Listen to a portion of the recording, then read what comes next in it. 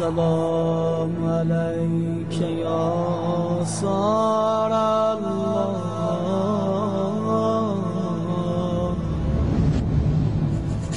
السلام عليك يا أبا عبد الله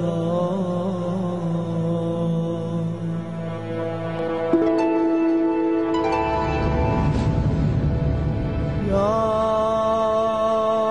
باب الحوائج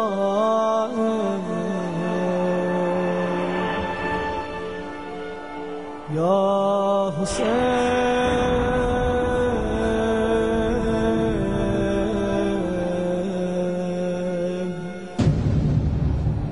يا أبا الفضل العباس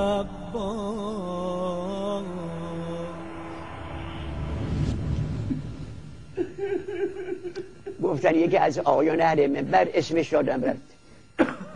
در مجلس میرزای بزرگ میرزای شیرازی قدس الله نفسه الزکیه یک عبارتی خونده بود فوراً میرزا دست برده بود عمامه را از سرش زمین زده بود اون روتخان عاشق حسن علی تهرانی بود مرحوم میرزا فرموده بود عاشق حسن علی دیگه بس دیگه بس بگذار ما همین کلمه رو ادا بکنیم دیگه نه خوب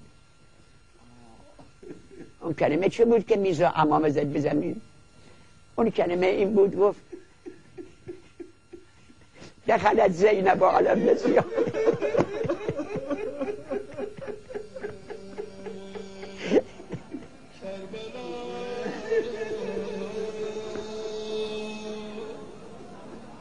همیشه یادمه